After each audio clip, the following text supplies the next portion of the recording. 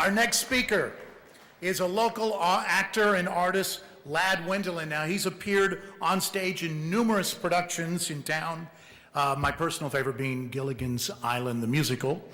Tonight, he's going to tell us about King Kong, the Puppet Show. And Lad won't be monkeying around.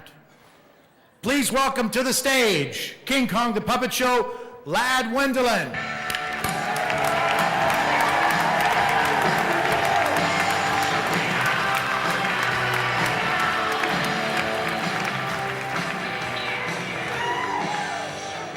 I say if you've got 5 minutes to be on stage, you better work!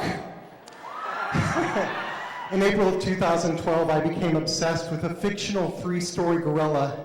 And like any pop culture obsession, it quickly became a metaphor for everything in my life.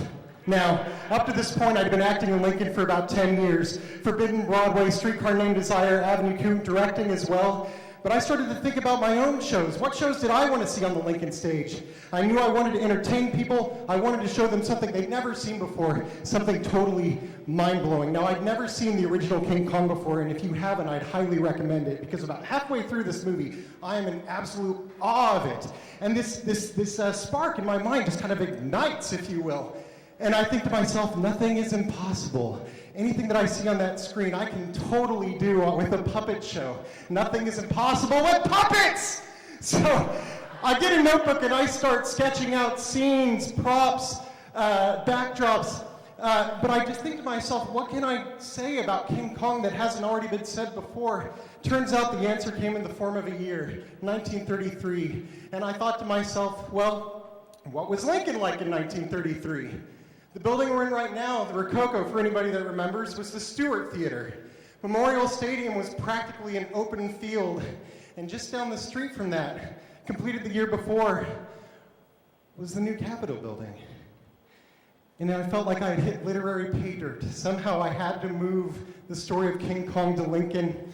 But you can't tell the story about Kong without Kong himself. So from April to May of last year, I spent that first month making Kong. How do you make a character that's empathetic, that's believable, that people are going to care about? How does he move? What does he sound like? By the end of the month, I had the star of the show. I wrote the script. I volunteered a few of my friends to record some dialogue in my bathroom, which turned out to be the most acoustically sound room in my apartment, and spent the rest of the summer making over 50 individual pieces that comprised the show's 30-minute runtime. In the midst of all this, I'm running a little low on funds, so I decided to start a Kickstarter campaign for art supplies. Not only do I reach my goal, but the Wall Street Journal gives me a shout out. And I'm thinking, wait a minute, I'm not even done yet. So I asked, it takes 3 people to perform Kong. I asked 2 of my acting buddies. One of them's here tonight. There's Michael Bouton right there. And Spencer Wolf. You couldn't have asked for more generous, giving theater people to perform this show with. The Kong couldn't have been done with what it is without them. We start performing in October. We're performing in living rooms, on porches, in garages, wherever we can find a space, wherever we can find an audience, we'll perform, because I've designed the show to be portable. It can be performed anywhere. Pretty soon we're performing at the Zoo Bar, at the Grove, at East High School. We go to Concordia University, my alma mater, in Seward. And then we go to the Capitol building.